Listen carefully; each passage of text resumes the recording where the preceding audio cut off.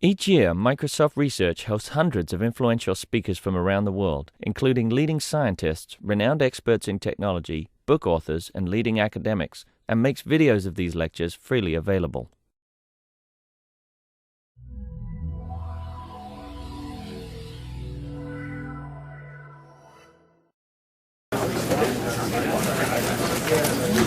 Good afternoon. Welcome to the Visiting Speaker Series.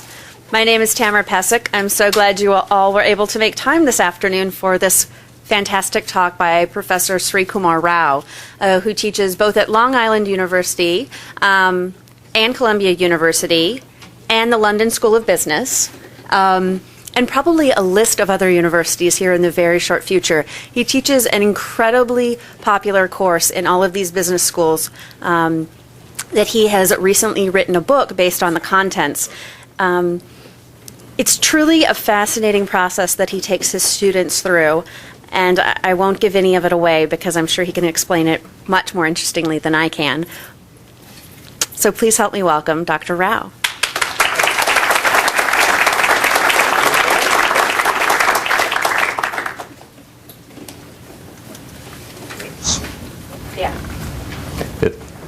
Is it on? Yes. No, all right. Hello, folks. Thank you for coming here on this afternoon, and I'm really glad to be here with you. And considering where we are, I have to announce that I have a gift for you today. And the gift is, I'm not going to be using PowerPoint.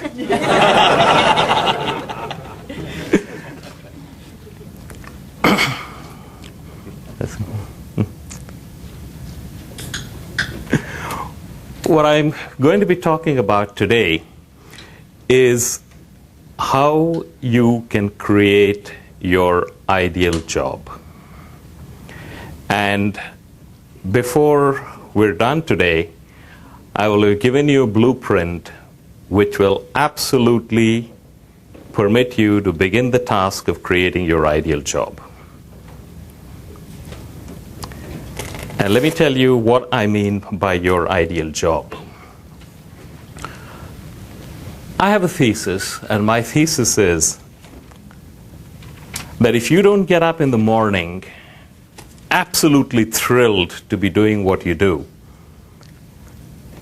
if you don't come alive at the thought of getting to work, if you don't fall on your knees in involuntary gratitude at the good fortune that's been bestowed on you, you're wasting your life. And life is too short to waste. Think about it. You know, when I graduated from Columbia way back then, if you got a regular job, and a regular job is with a company which made something, those days there were actually companies which made something, then you put in maybe 45 hours a week. If you joined consulting, 60 hours a week. If you joined investment banking, 70 hours a week. And if you were a lawyer, then you wanted to bill 1,800 hours a year. These days, every job is 60 hours a week. Consulting is 75 and more. Investment banking is 90 or more. And if an attorney bills 2,000 hours, they debate whether to keep him or her or let him go. So when you're putting in that kind of hours, if you're not passionately involved in what you're doing, then I'm suggesting to you that you're living in new age corporate hell. And life is too short to be in there. So what I propose to do today is to tell you how you can be in that glorious situation that I mentioned. And I notice there are a number of people smiling because they're very skeptical, because you know that that's not attainable. So here's what I'm going to tell you. If you conscientiously and sincerely do what I'm advocating, you will. Well, if you won't get there, you'll certainly make very large progress. That's the good news. The bad news is that it ain't necessarily going to happen tomorrow. I'm not talking weeks and months. I'm talking years and possibly decades. But the good news is it really doesn't matter, because once you get started on that, it's a little bit like you want to go to Hawaii on a cruise, and it's going to take you a long time to go to Hawaii, but it doesn't matter because the cruise is where it's at. So the journey itself is very pleasant. So once you get started on that, you'll certainly make enough progress fast enough that you'll never want to go back to where you were. Okay? So that's my promise. Now, that's the first part of what I want to do. And if we have time, I will touch on another topic. And the other topic is, how do you form very powerful and very close networks? I'm not quite sure if we'll have time to that, but if we do, then that's the other topic that I'm going to address. All right. So before I tell you how you can get started on creating your ideal job, I want to give a little bit of background and introduce 3 concepts. And concept number 1 is the concept of mental chatter. And mental chatter is the internal monologue that is going on in your heads at all time. Begins when you get up in the morning, continues right through till you go to bed, and quite often it prevents you from going to sleep. In fact, there is mental chatter going on in your heads right now. And I can actually hear some of it. Jay, I got so much work to do. Can I really afford to come to this talk? Is he going to say something useful? Sounds like New Age hokum. Maybe I shouldn't have come here after all. I don't like coming to book signings anyway. They always make you buy the book at full price. I can buy it on Amazon at 35% off. Will I look cheap if I slip out without buying the book? That's mental chatter. You have it going on in your heads right now. It's always with you. And most of the time, you're not even aware of the fact that you have mental chatter going on. Big mistake. And I say it's a big mistake because your mental chatter shapes the world that you live in. It creates the reality that you experience. And I'll say more about that as I go on. The second concept that I want to introduce is a concept called a mental model. And a mental model is a notion you have of this is how the world works. The only thing is, though you have a mental model, you don't recognize it as a mental model. You think it's reality, that's the way things are, this is how it is, but it's really just a mental model. And you have dozens of mental models, possibly hundreds of mental models. And they are different. You've got one model for how do I get ahead in my job, another model for how do I find a mate, a third model for how do I bring up my children, a fourth model for how do I pick a restaurant to go out for dinner. Whatever. You've got dozens, hundreds. You live your life based upon these mental models. In fact, when I said earlier that I am going to show you how you can find deep meaning in your work, some of you started thinking, and this is a combination of mental chatters and mental models interfering with each other, and your mental model was deep meaning. That doesn't work. Deep meaning is if you're working for Mother Teresa or Gandhi or something like that. Me, I write code or I peddle mutual funds or sell soap. There's no deep meaning in this. That's a mental model. We'll examine that in a while. All right. So we've covered mental chatter, we've covered mental model, and the third and equally important concept I want to draw to your attention is something called the me-centered universe. And the me-centered universe is something that all of us live in, including this lady here with the red sweater. And the me-centered universe basically means that I am going to interpret everything that happens to me, or everything that happens, any event, any place, and I'm going to look at it solely in terms of what's its impact on me. Let me repeat that. Stuff happens, and I'm going to look at it, and I'm going to react to it based upon how does it impact me. You're driving on the highway, You hear there's an accident, and you say, gee, how late am I going to be?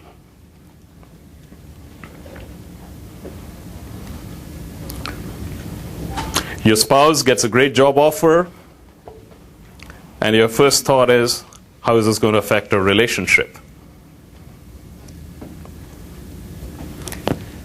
Your daughter comes home and she's got multiple piercings on various parts of her bodies and tattoos in inappropriate places, and your thought is, what are my friends going to think about my parenting abilities?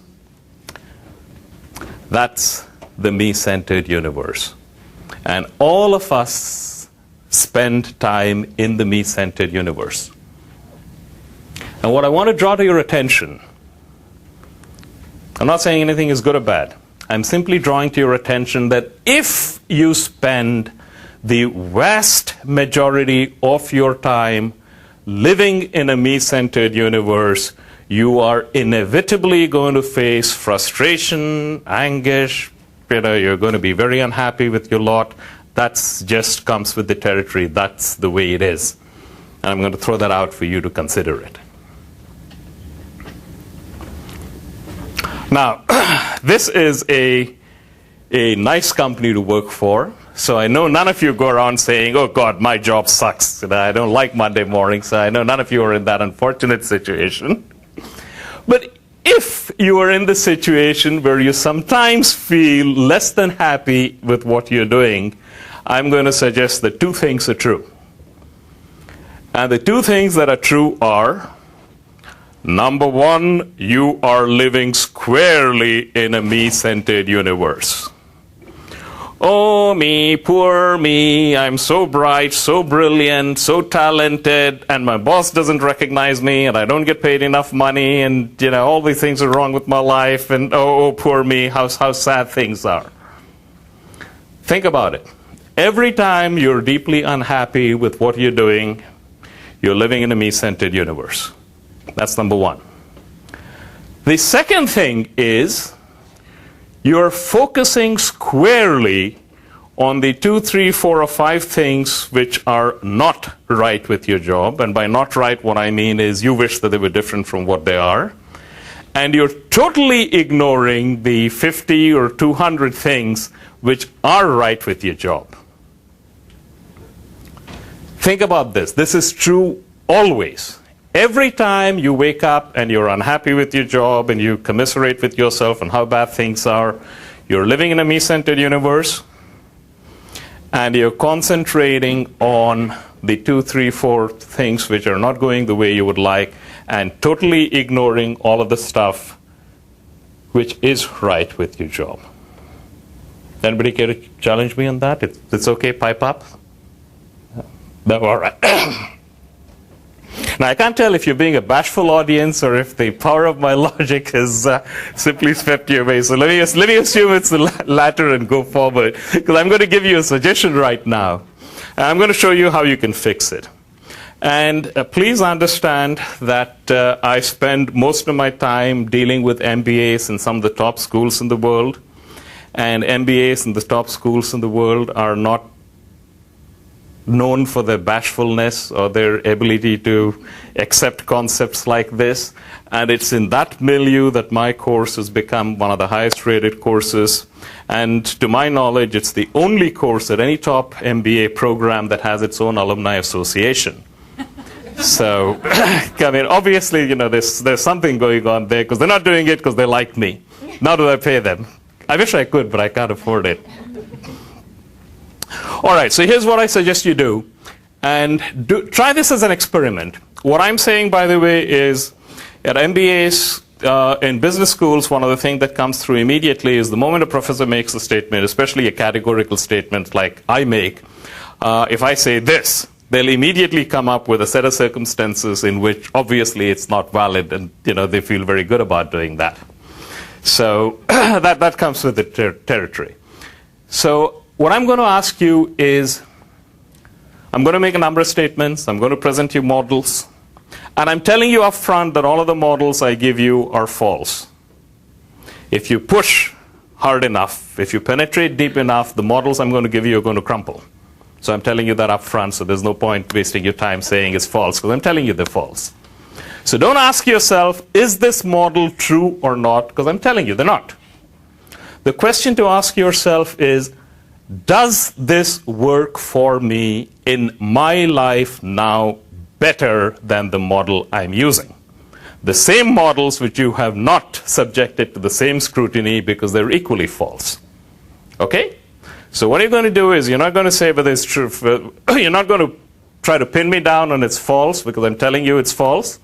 What you're going to do is you're going to say, does it work for me in my life better than the model that I'm using now? And if you try it out and it works better for you in your life now, then you're going to accept it, you're going to modify it, you're going to tinker it to your particular situation and work with it. And if not, then you simply go on to the next one. Is that fair enough? Right? Okay, so here's what you're going to do. What you're going to do is you're going to spend 1 week. And in that week, you're going to be carrying something around with you. Your Palm Pilot will do fine, or take a sheet of paper. I'm basically a paper and pencil man. Keep a notebook like this gentleman here. And what you're going to do for 1 week is note down everything that is good or feels right about your job. Everything. Why are you still in it? Well, one reason could be you're compensated inadequately, I will grant you, but still that does enable you to, pay the mortgage and look after your family and all the rest of that.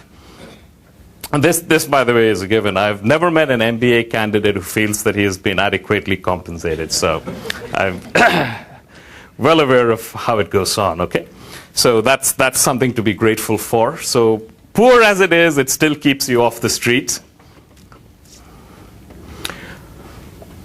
You might have a toxic boss, but maybe there are colleagues whom you like interacting with, at least some of them. Maybe you like the Saturday evening chess club, or you just like being in Seattle.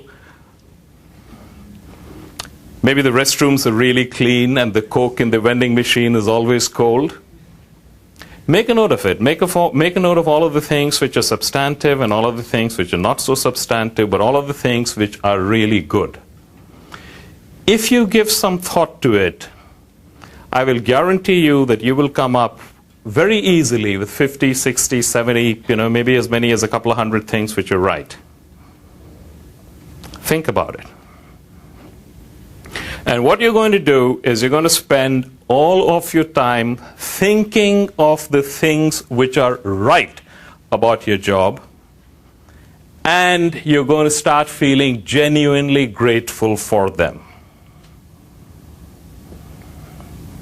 So what happens basically is you're getting yourself into a different mindset. You're building a different model.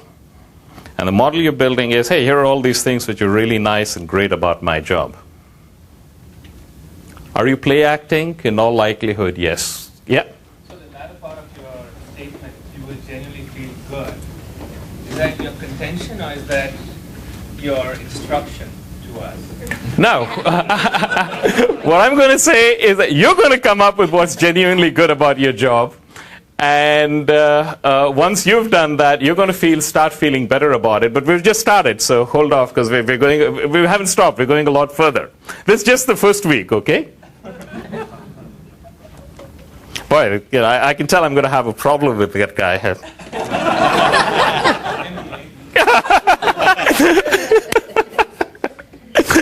There's going to be one for alumni of which school do you go to? Michigan. Oh, all right, fine. Okay, so what do you do after that is you're going to set yourself a project, and this project is going to be a 1-month project. And actually, you're not going to set yourself a project. You're going to set yourself a series of projects, and each one of those will last for a month. You all clear about that? And here's what you're going to do. For that month, you're going to pick one significant area of the list that you've made, and something which you like in your job, and something that you'd like to have more about. And you get to pick what it is. For example, most of my customers are Turkeys, but there's one I really like interacting with. So your project could be, how do I get more customers like that? Or your project could be, how can I make sure that all of my interactions with customers are like that? You get to choose. But what you'll do is something which will increase that portion of your job that you have decided is something that you like, and something which also involves significant learning on your part. It's got to get you out of your comfort zone. All right? Let me repeat that. Two things. You're going to pick a project and you're going to decide that it's got a timeline of 1 month. It's got to involve significant learning on your part, got to push you out of your comfort zone, and it should increase some part of your job that is important to you and that you like. All right? And for the next month, what you're going to do is every single day you're going to do something, preferably first thing, but if you can't manage first thing anytime during the day, you're going to do something which will get you closer to increasing that part of your job that you like. You're going to work on your project. And at the end of that month, you're going to take stock. And either you will have reached your goal or you will not have reached your goal. And if you haven't reached your goal, it's perfectly okay to say, well, this is kind of nice, but I feel I need more time for that, so I'm going to give myself another month. Or if you have reached your goal, you say, okay, that's done, now let me do it again with another project. What is not okay is, I haven't really reached my goal because I sat on my duff and did nothing. That's not okay. All right, so every day you're going to do that. And if you do that for 6 months to a year, if you do it for a year, odds are that you will have completed something like, anywhere from 7 to 10 projects. And I will guarantee you that your job will have changed beyond belief. And you'll feel a whole lot better about that. Now, once again, the audience that I deal with is a rather skeptical audience. And there's a whole bunch of stuff which comes to me all the time. So let me cut off the questions that are probably trembling on the back of your, on your lips, but you might be too polite to ask. So I'll ask it for you. Question number 1 is, Professor Rao, that sounds all very nice, but I really don't feel good about my company. In fact, one person came up and he was playing to the audience and said, Professor Rao, my company has just been indicted by the Attorney Generals of 6 states. So, how can I feel good about that?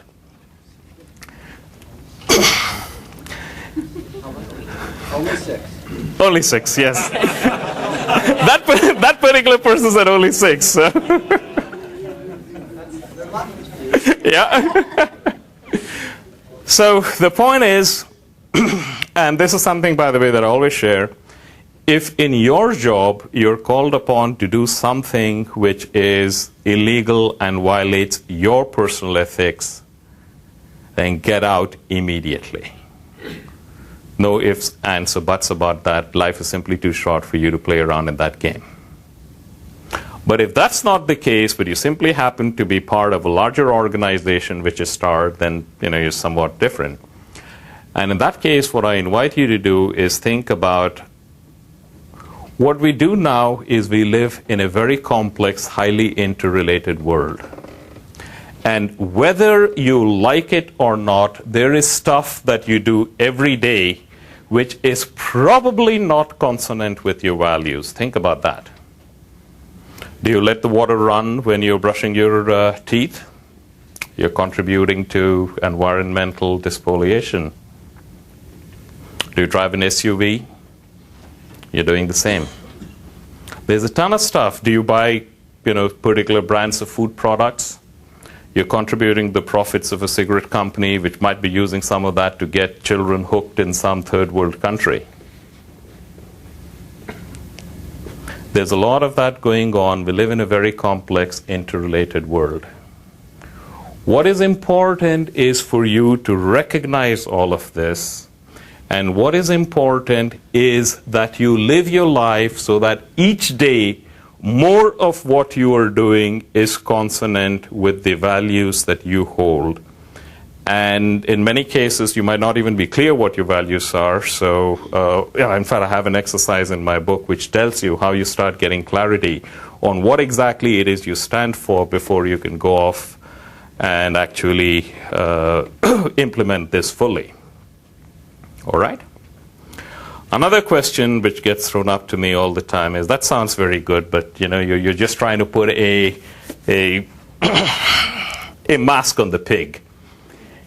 And what I really want to do is, how can I be passionate about my job? And I'm not. You're just trying to make me feel good about something that I'm doing, and maybe it'll work, but that's not it. What I want to do is really be passionate about my work. I tell you, you really should be passionate about your job.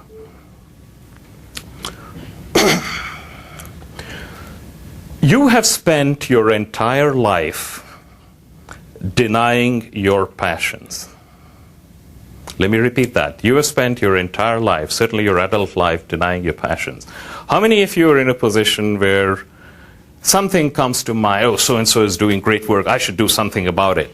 And it gives you a very pleasant feeling for anywhere from 30 seconds to 5 minutes, and you decide to do something about it, and then life encroaches, and next thing you know, you've totally forgotten. Sound familiar? Each time you do something like that, you're killing off that thing inside you which is leading you to, this is my unique path in life. And you've been doing that for a long time, so getting back and discovering that is not necessarily a fast process. What you've done to yourself is, have any of you seen King Kong? I don't mean the one that just released, I mean the one that released earlier, the Jessica Lange one. There's a time when they're taking King Kong from the mountain over to New York City, and he's on the big raft, and he's thoroughly trussed up with steel cables. That's you. That's what you've done to yourself by ignoring all of these impulses that come. So here is what I'm going to suggest to you. And by the way, this also works, but you have to conscientiously start doing it for a long time. Every time any kind of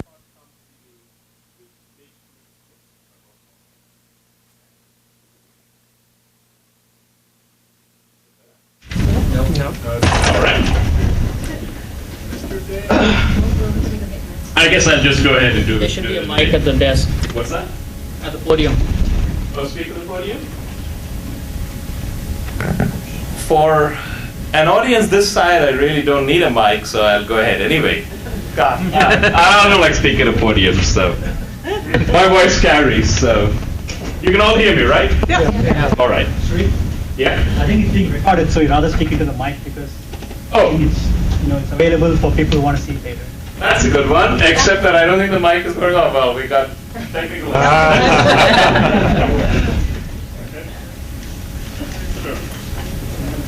This stays forever, and the podium on now. All right. You just realized that you made me less spontaneous because you fixed me geographically. I think this is part of your deliberate plan to sabotage the talk.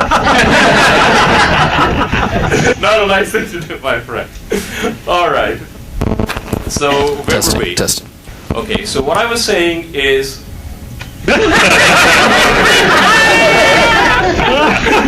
What I was saying is, anytime a thought comes to mind, that makes you come alive. And it can be something more related, or it can be something outside. You read an account of somebody who's doing great things in some field of social enterprise and say, okay, this is something that I would like to be involved in. Write it down in your notebook. And here is the key, the real key. Every time something like that, I'm free again.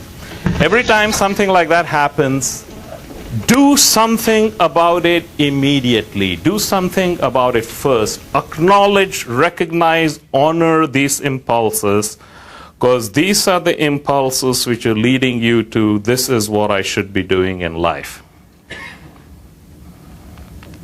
First, you'll feel a lot better about yourself doing something like that. And second, you have no idea of how these things actually metamorphose. And what kind of strange connections come up in totally unforeseeable ways to make a big difference in your life. And you will find as you start doing it that over time a pattern emerges in your life. And some of this could be outside, by the way. I really want to play tennis. I haven't played tennis. Go start playing tennis. Is that likely to be a career? Somewhat doubtful, but it'll certainly add something to your life. But when you start doing that, and especially if you start doing it to your work-related situations, and when you start following up on these things that make you come alive, you will find over time that more and more of it happens.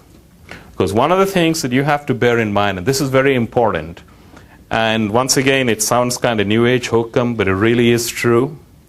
Whatever you truly appreciate in your life and give thanks for, if you allow that to take over emotional space in your head, you will find that it increases in your life.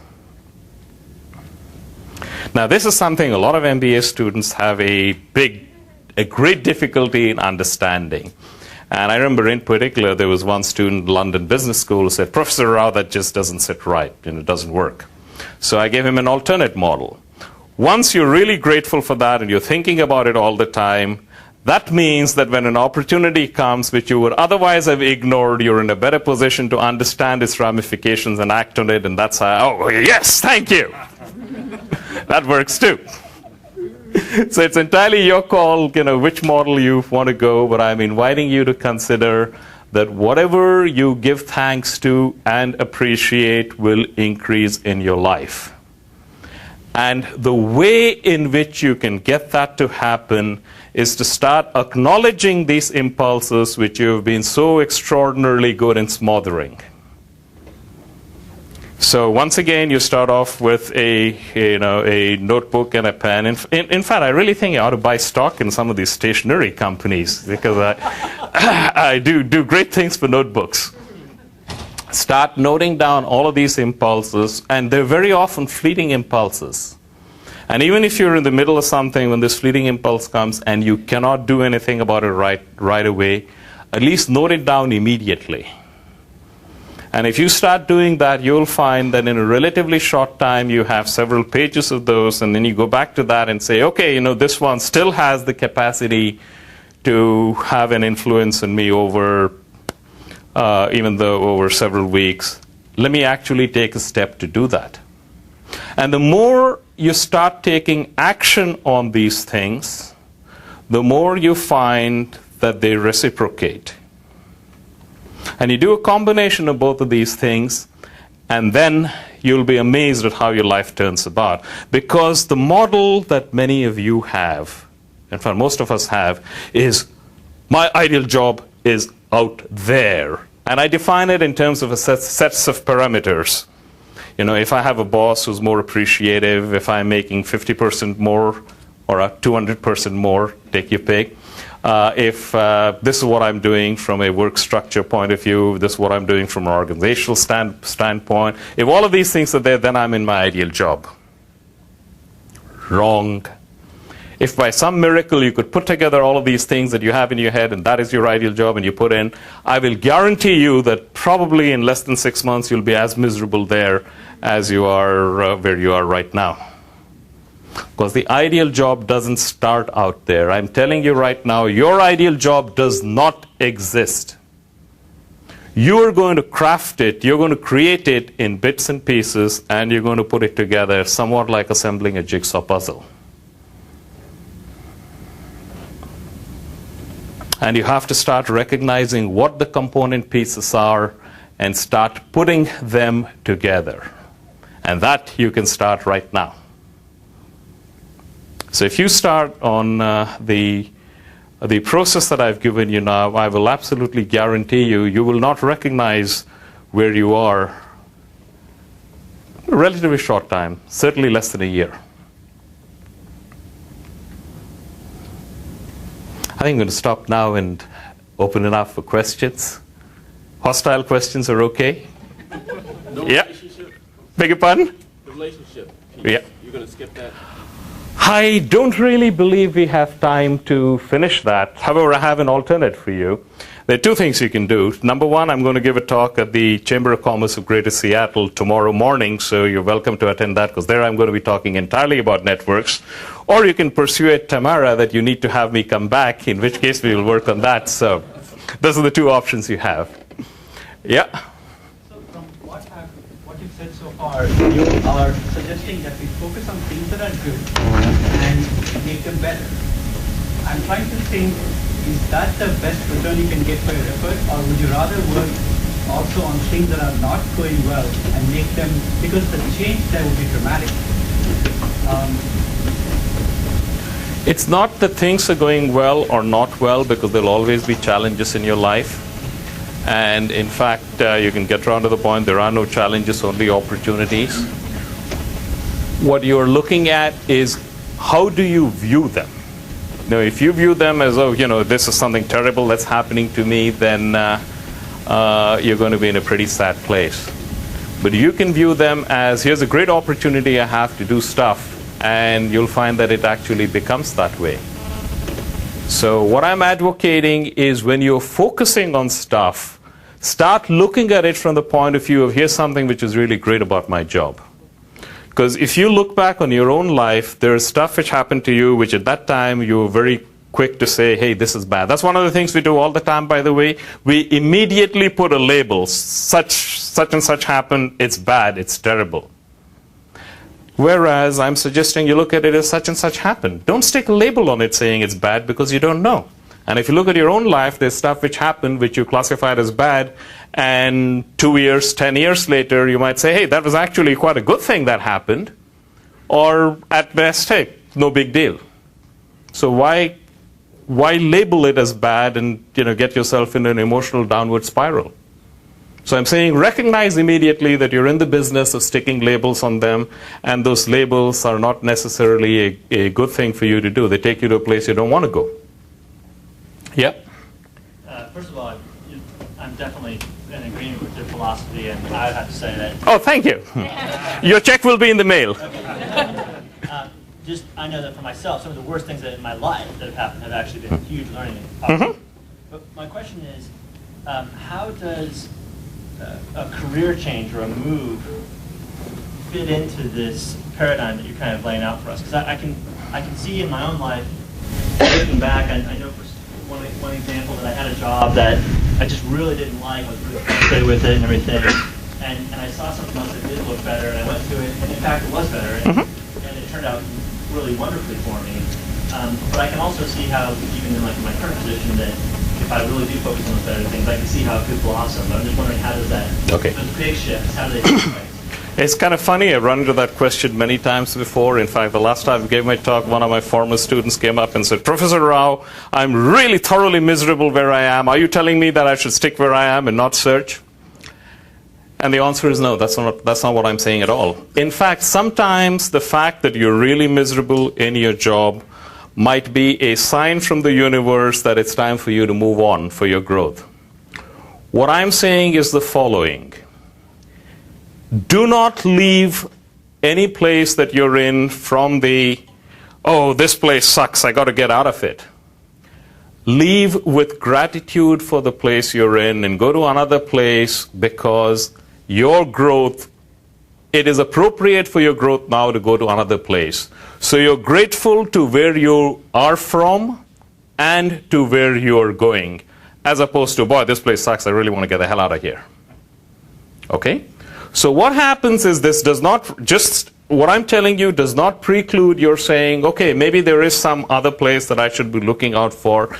And in fact, I've got an entire sequence of steps, if you're in that kind of a situation, for actually making a transition in career. Obviously, I can't go into that now, but that is covered in one of the sections in the book. But I'll be happy to talk about it later if you want to call, email me, or whatever. So the point is, yes, do that, but do it from a position of fullness. That's what I'm saying all the time. Move from fullness. Move with gratitude. Recognize that this place gave me a lot of things which are valuable, and I'm grateful to it, but for my own growth, it's now time to move on, and that's okay. Yeah? So the scope of your thesis is really about work and job. How do you incorporate full work-life balance and and the fulfillment that you get out of your personal life and how you balance that against work and really having a fulfilling life as a whole. That actually is what my course is about. I just chose to speak about the work-related point because you have to kind of take a bit of it down here. But if you go to my website, it's www.areyoureadytosucceed.com. There's something like more than 15 pages of testimonials, and they only come from 2 sections of one of the classes I taught. But you'll find an enormous number of people who've talked about everything from how their marriage became better, relationships with their parents and children became better, a whole bunch of them. So variations of this are applicable across the board in virtually every aspect of your life. And once again, I can't go into all of that, but some of those are included in the book. Got to make a plug for my book, so. Yep. Yep. At the back. What's that? Your concept of me-centered universe. Right.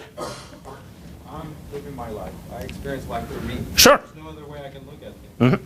So how are you? That is a mental model. When you say no other way I can look at it, what you really mean to say is I've trained myself to look at it in that fashion.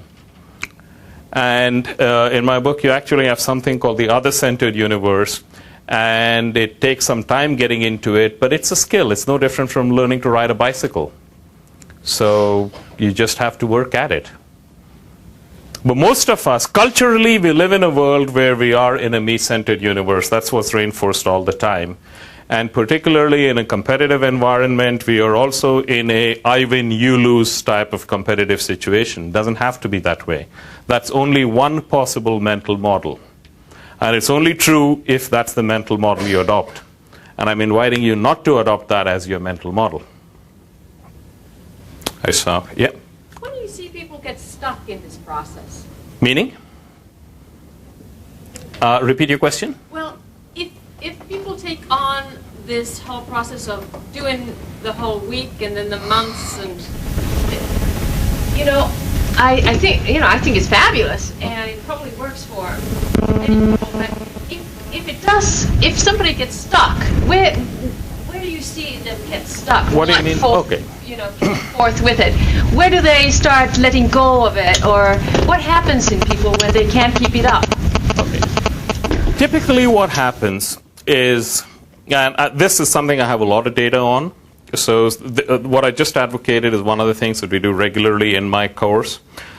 In the course, what happens is we've got a structure where we meet regularly and we have a group of people who are working on the same thing together, so it's an excellent support mechanism. And therefore, there is a certain amount of enthusiasm. We keep going on. Once the course is over, that particular structure falls apart, so life encroaches. That's one of the reasons I designed my course so that it has an alumni community which carries on as a huge, huge, huge source of support. What I would advocate for you is you're really going on that. It's an excellent idea. If you can put together your own group of, I'd say 4 to 6 people is probably an ideal size. And if you're going to be doing multiple exercises from the book, do it at the same time. Meet at least once a month, preferably twice a month, to compare notes. And whenever one is weak, another's strong, so you kind of support each other. That's a very, very good way. Plus, you have a mutual commitment kind of thing. That's probably one of the best ways to make sure that you don't flag. Because there will be times when life encroaches and you go down. So the onus is on you to keep that going. But you can do it. Because what I've discovered is that once you do it for a certain amount of time, you will find that your life has changed to such an extent, there's no way you want to go back to where you were before. So it really does. And by the way, when I say that your life is going to change, as my course has changed lives of literally hundreds of people and profoundly, please understand I'm not being egotistical, because I'm telling you up front, none of the ideas and exercises that I'm presenting are mine. They've all been articulated by persons of vast spiritual and other accomplishments who came from different traditions at different times. All I've done is I've taken their teachings, which have been tested through the millennia, and I've kind of put it in language which is acceptable to MBA, JD type people in a post-industrial society. So that's my contribution, if you will. But they're not my ideas. So I can say that they do work, and that's just the way it is. Yep.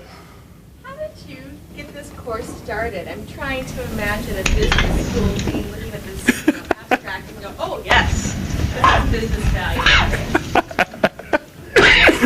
As so many of my students have said, if ever you need proof that miracles exist, the fact that this course came to the level that it did at Columbia and other schools is proof that miracles do happen. I have my own theory, and my own theory is that I'm a marketing professor, and the first time that I put the course up, nobody really read the syllabus. They just looked at a 60-page document and said, okay, sounds okay, let's put it in. And then it kind of worked.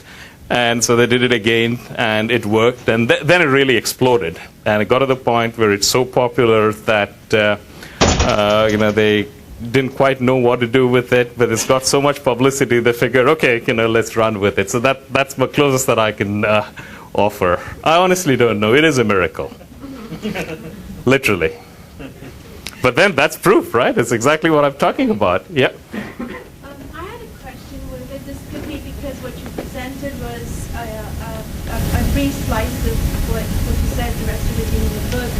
But if we are kind of in this me-centered model, if we're kind of accustomed to it, and then we start the practice of writing down whatever appeals, whatever is passionate to us, do we fall into the trap of getting further into the me-centered model? We're actually talking two different things, because when you're talking about this, you are in the me-centered universe. But you're actually, one of the other exercises in the book, which we haven't talked about, is how you get into an other-centered universe, and you do it in parallel. And you will find that getting into the other-centered universe is a skill. And the more you spend time on that, the better you'll be at it. And here is the key. You will find, if you really want to live a fulfilled life, you will find that you will have to spend much more time not being in a me-centered universe. And in fact, I'm going to say so far that if you really want to have a fulfilled life, get out of your me-centered universe. It's pretty much like Viktor Frankl said. If any of you have read Man's Search for Meaning, if you haven't, I would earnestly recommend you do that. Happiness, like success, is something that you cannot pursue. It has to ensue as the unintended byproduct of dedicating yourself to a cause bigger than yourself. Your challenge is to find that cause which is right for you. And once again, you can do it in steps. And the reason you haven't found it already is because you spent a good part of your adult life basically ignoring it whenever it rears its head.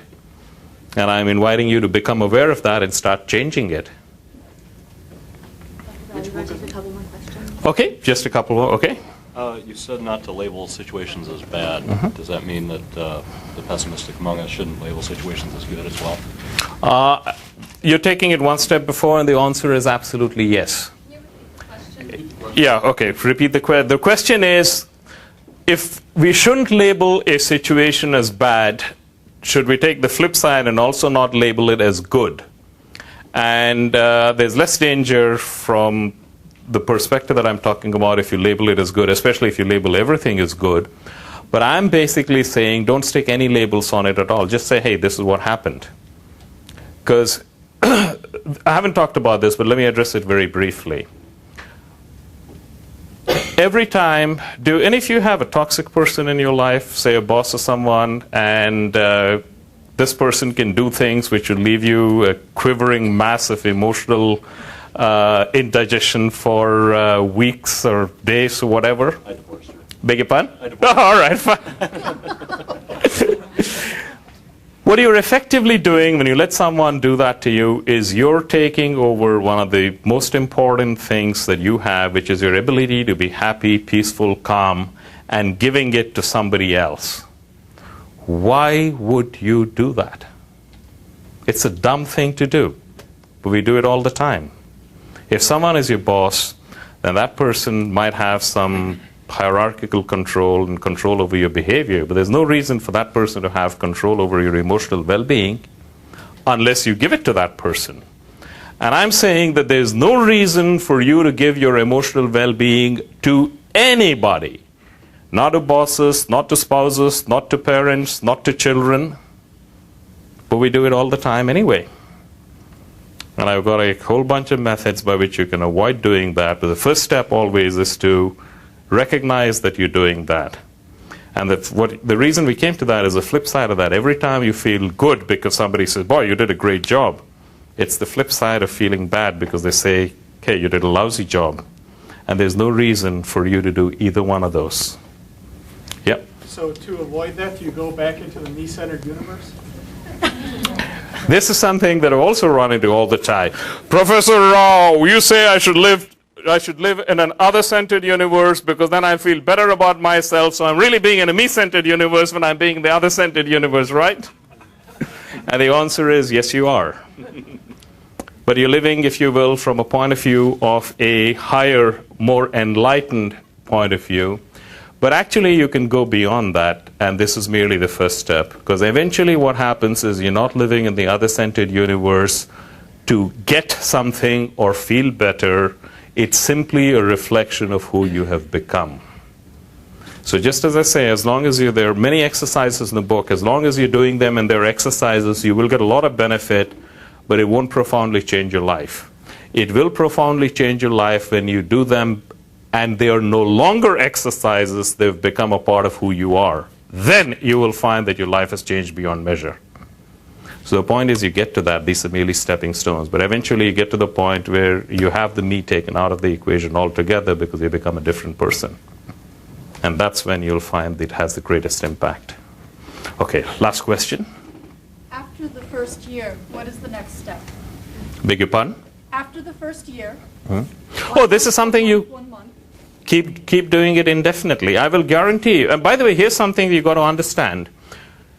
Anytime you are in a position which is causing you a great deal of distress, and we started off by talking in a work-related situation, so let's stick at it. You will find that there's a lesson in there which you're refusing to learn. And the moment you've learned that lesson, that situation will leave. It will resolve itself in a way that you can't even predict in advance. So recognize that every time you're stuck and feeling miserable, there is a lesson that you're refusing to learn. And the moment you learn that, you'll find that the situation is resolved. And in response to that, what happens is you continue. In all likelihood, you'll be in a totally different position by that time, and you simply repeat that. That's why I say in the syllabus to my course, this is a course which has a beginning but has no end. And you're quite literally expected to remain on that for the rest of your life. And I'm available as a resource indefinitely to my students. In fact, one of the challenges in my life is keeping in touch with all of my students who want to keep in touch with me. That's not a complaint, it's just a statement. So it's a way that I will have to find to cope, but it's a very, very pleasant thing. That's one of the nice things. See, I get to hang out with all of these really wonderful people who keep coming into my life. So that's one of the things that my course has given me. All right, I think we are done for today. Thank you very much for being very patient. And Thank you very much. Professor Rao will be around for a little while if you have any further sort of chat with him about. Yeah. And he will also be happy to sign books if you'd like him to. Come on over here. Hey, my pleasure.